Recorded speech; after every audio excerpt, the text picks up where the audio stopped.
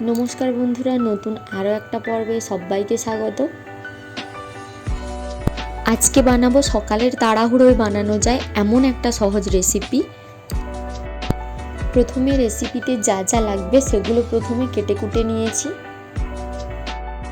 প্রথমে এখানে পাউরুটিগুলো আমি হালকা সেকে নিয়েছি।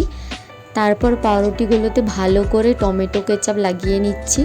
তোমাদের কাছে পিৎজা স্প্রেড থাকলে অবশ্যই ওটা ব্যবহার করবে, এতে খুব ভালো টেস্ট হয়। কড়াইতে ভালো করে তেল গরম করে নিয়ে এতে দিয়ে দিচ্ছি কেটে রাখা মাংসের টুকরোগুলো।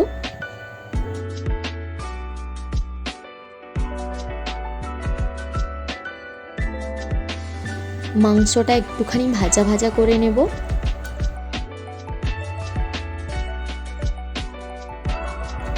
মাংসটা হালকা ভাজা ভাজা হয়ে গেলে এতে একে একে দিয়ে দেব ক্যাপসিকাম, গাজর ও রসুন কুচি।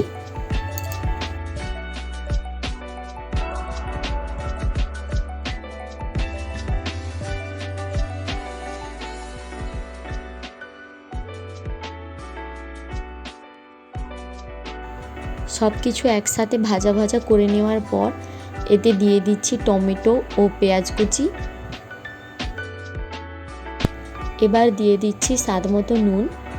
নুনটা দেওয়ার পর নেড়ে চেড়ে মিশিয়ে নিলেই কিন্তু তৈরি আমাদের টপিংস। কড়াইতে পাউরুটিগুলো সাজিয়ে নিয়ে দিয়ে দেব ওপর থেকে তৈরি করে রাখা টপিংস।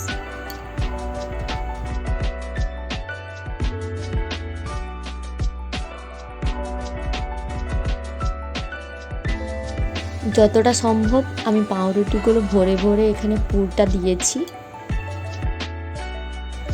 এখন দিয়ে দিচ্ছি ওপর থেকে মজরেলা চিজ।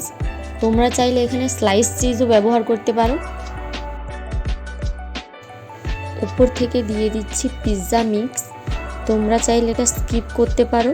এখানে চিলি ফ্লেক্স দিলে কিন্তু আরও ভালো হয়, আমার কাছে ওটা নেই, তোমরা থাকলে অবশ্যই দিও। তারপর এখানে ঢাকনা দিয়ে চিজটা গলে যাওয়া পর্যন্ত অপেক্ষা করব। চিজটা গলে গেলেই কিন্তু তৈরি আমাদের ঝটপট সকালের একটা নাস্তা। এইভাবে বাড়িতে বানিয়ে দেখো, অবশ্যই ভালো লাগবে। আজকের পর্বে শেষ পর্যন্ত সাথে থাকার জন্য সবাইকে ধন্যবাদ।